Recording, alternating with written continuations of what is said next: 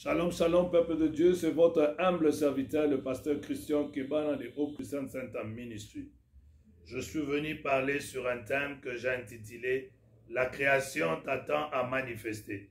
Oui, tu ne m'as pas entendu, je répète, je disais que le thème de mon message est « La création t'attend à manifester ». C'est dans le livre de Romains, Romains chapitre 8, verset 19. Je lis au nom de Jésus. La Bible dit, « Aussi la création attend-elle avec un ardent désir la révélation du Fils de Dieu. » La création attend à voir la manifestation des enfants de Dieu. Je suis venu dire à quelqu'un, toi qui me suis en ce moment sur cette chaîne de YouTube, que la création t'attend à manifester. Tu es appelé à manifester. La Bible nous dit, est-ce que la nature ne vous enseigne-t-elle pas? La nature nous pousse dans cet environnement matérialiste, dans cet environnement où nous vivons. Dieu veut faire la différence, comme il est dit dans le livre de Malachie 3, 18. Il dit, je ferai la différence entre ce qui me sert et ce qui ne me sert pas. Et je voudrais que tu comprennes pourquoi tu dois manifester. Premièrement, tu dois savoir que tu es un enfant de Dieu. La Bible dit que tout ce qu'ils ont réussi les a donné le pouvoir d'être appelés enfants de Dieu. En tant qu'enfant de Dieu, la Bible nous dit dans 1 Jean 4, 4, celui qui est en nous est plus fort que celui qui est dans le monde. D'où tu dois faire des choses. Ce qui est impossible pour les autres doit être facile pour toi, car tu as l'identité divine. Et cette identité en toi fait de toi un homme extraordinaire. Oh, tu ne m'as pas entendu. Je disais que tu étais devenu un homme extraordinaire, car la Bible dit Dieu prend les hommes ordinaires pour le faire, pour qu'ils deviennent des hommes extraordinaires.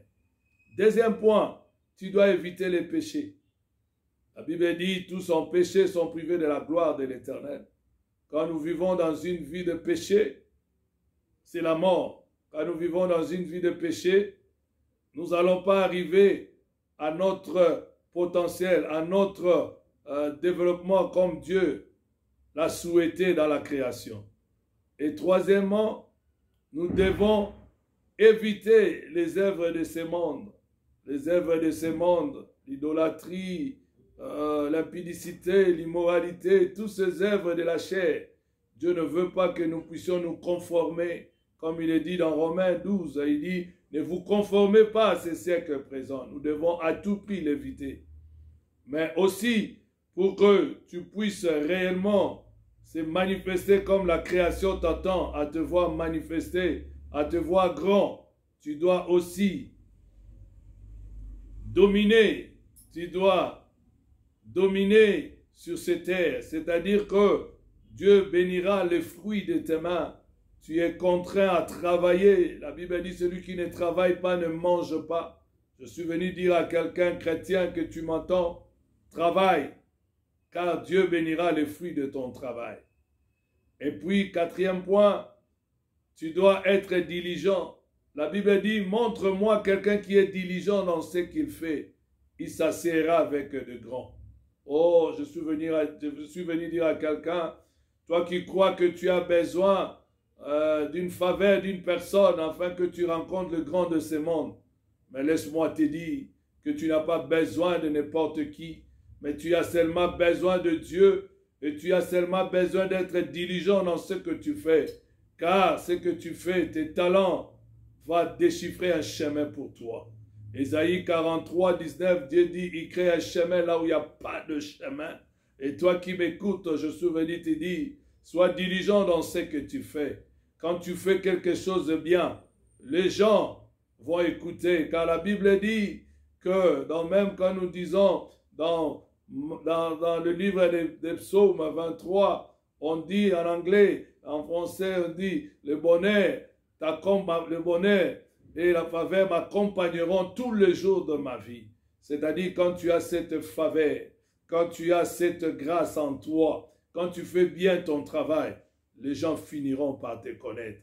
les gens finiront par écouter que tu es là. Cette servante qui était dans la maison de Naaman, le Philistin, la Bible dit qu'elle était là, mais comme elle avait la grâce, un bon jour, elle a fini par révéler, l'occasion lui était donnée de parler à son chef et de lui dire qu'il y avait un prophète en Israël. Il en est de même pour Esther.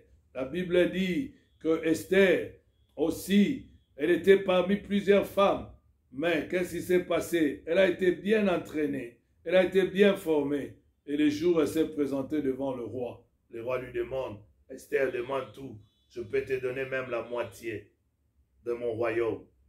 Alors toi qui m'écoutes, la création attend à voir ta manifestation. Manifeste, afin que ce monde sache que tu étais venu sur cette terre des hommes pour une mission. Et tu l'as bien accompli, car tu avais fait de Jésus comme ton Seigneur et Sauveur. Tu avais fait de Dieu comme ton Père. Toi qui m'as suivi.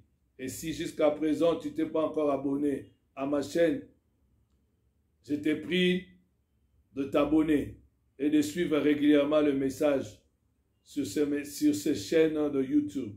C'était votre humble serviteur, le pasteur Christian Kebana. Que Dieu vous bénisse. Amen.